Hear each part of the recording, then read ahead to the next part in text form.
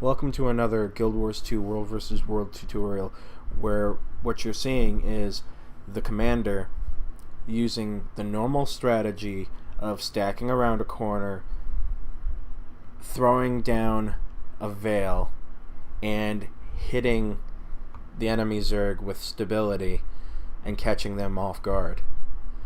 What we did right there was we caught them by surprise and we jumped into their Zerg. They're forced to retreat, so we stack and we regain our composure. As we're regaining our composure and they're scattering, trying to regroup, we hit them. What this is doing is it's melting their entire Zerg, because obviously their commander doesn't have an idea, any idea what they're doing right now. What happened right there is he should have pulled everyone into the portal, like where they are right now, and then pushed out, instead of doing that, because obviously he's outskilled at this point. And what you see right there is me taunting them, and of course that's usually ill-advised. As you can tell, I kind of pissed off their entire group. That's never going to get you anywhere. Mind you, it did work to our advantage because it did pull them out a lot sooner than they were ready, because by taunting them and by them re-rushing as quickly as they did, essentially they didn't get to wait on all of their cooldowns. They didn't have their veil, they didn't have the element of surprise, they had nothing on us.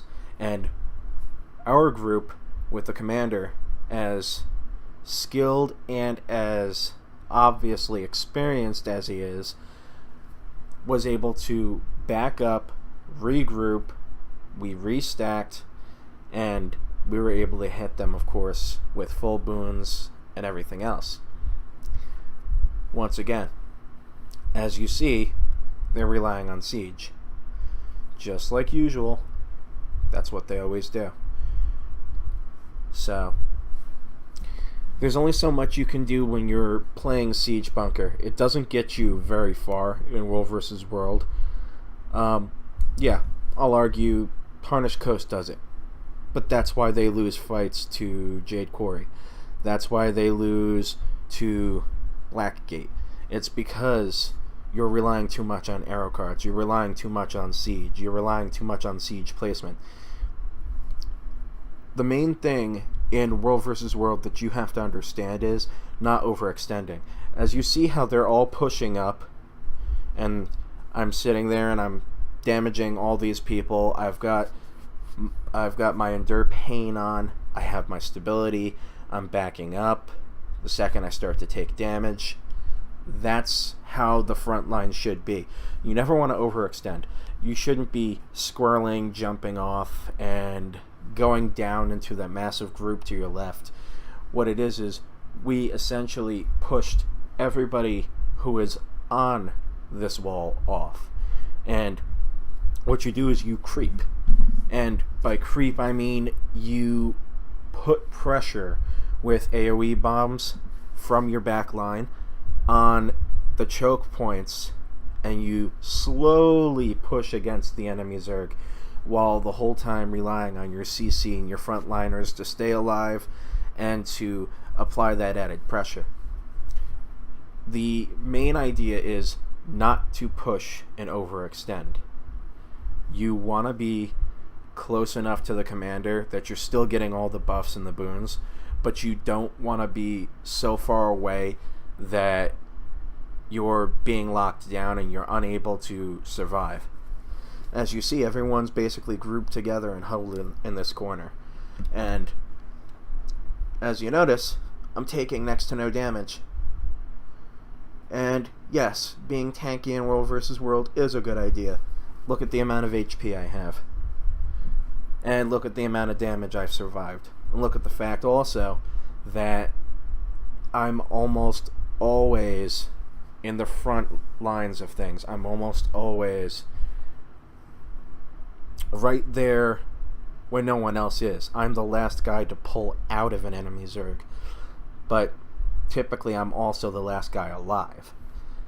So That being said, there are major benefits, especially when commanding.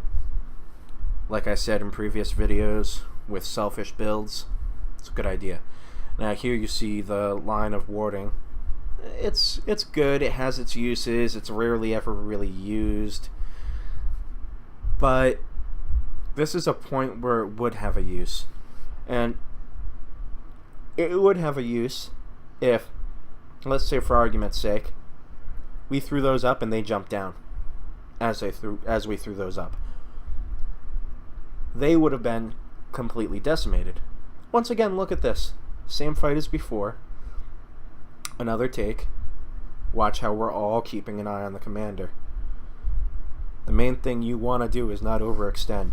I'm a frontliner. Do you see me going in front of the commander? The only time you go in front of the commander is when he says leap in. When he says big bombs on pin. When he says hit the right, hit the left. You have to be where he's telling you to be. You have to watch and read the enemy Zerg's movements. You have to be able to judge when and where to place your AoEs. Keep all these things in mind. World versus World, a lot of the aspects of it are simple, but they're also very difficult. Let's take arrow carts, for example. Now, if I was going to attack Bay, or attack hills, or attack a regular tower, one of the first things I would take out on the walls, if I saw them, would be arrow carts. If you hold down control, you're able to see all of the siege that is within visible range of your character. So if you're panning your camera around and it says arrow cart up on the wall, you're holding down control, there you go. That's a simple little way of finding siege when it's not very visible. People will oftentimes hide arrow carts on stairs, they'll hide arrow carts on the edges and the corners of walls, they'll hide arrow carts around corners where they have just enough of a line of sight. It's the same thing with trebs or ballistas. Well, ballistas you kind of need a line of sight, but the main fact is, what I'm trying to talk about right now is siege. What order should you be taking it out? Well, the order you should be taking it out in would be first arrow carts, unless of course there are no arrow carts. Then you want to be focusing on both the cannon and the mortars. You want to take those down. Immediately after, if there's oil, you want to take down the oil. Because if you go to throw down, now this is just common sense, but if you go to throw down a flame ram, or if you go to attack a gate with a golem, and there's oil, I wonder what's going to happen. Is that golem or is that flame ram going to get destroyed? That's an easy answer. Yes. So it's common sense. You take down the siege that's going to destroy your siege. If there's golems, you have to take down cannons. You have to take down cannons. If you're running with golems, you don't have a choice. Good example right here. And what do you do with your golems when you're in them? You stack them on the edge of the portals and you hit the walls. Number one, always number one. You just repeatedly tap number one over. And as a golem, when you're first entering a tower or a keep, the first thing that you want destroyed is the siege. That's why what we're doing right here is we're running around the outer wall and we're destroying all of the siege. Mind you, yes, this is the inner gate, technically, but you destroy all the siege. And you see, you've got the oil right there. You've got this superior siege they were trying to build. Like I said, cannons go down first if there are no arrow carts. Same thing with mortars. Cannons and mortars are priorities because they can take out all of your siege before you even get a chance to actually use it. Same thing with the arrow carts. Take them out. Immediately afterwards, then you're going to have to worry about things like trebs.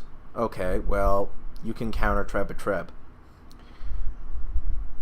But you can also use a ballista to counter a treb. Another thing to keep in mind is you can use either catapults or trebs at the inside of your keep or tower to defend it if it's aimed at the door and it's in such a position that it's actually gonna hit and do damage, whether it's splash damage or regular damage. Doesn't really matter. The fact is it has to be placed in such a position that it's going to hit the gate and it's going to destroy siege outside. Another good use is poison. People underestimate how valuable poison is. It's ridiculously valuable. It's quite possibly one of the best skills for any of the siege in the game.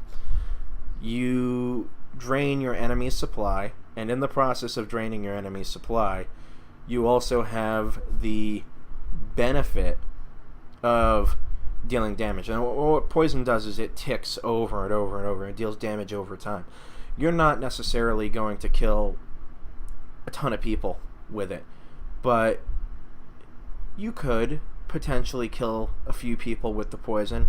And if they don't have food buffs on, if they're not using condition cleansing, if they don't have good class, then they're gonna get wrecked. And when you couple the poison from the trebs with treb mastery and the damage from the ACs, it's a no-brainer. It's kind of a fail-proof. What you do is you take the door treb, you destroy their siege, and then let's just say they have a golem or something, and they're not backing off and they're hitting it, your gate that is. What you would do in this situation is, if you have arrow carts, when the golem breaks in, you have the treb shooting poison in the center of the room while the arrow carts just rain down in that as well. And if you have a hammer line or a hammer group with you and they're holding whatever choke or whatever position that the enemy Zerg is trying to push through, they're not going to have many options. They're not going to be able to cap the tower. I mean, that's in theory.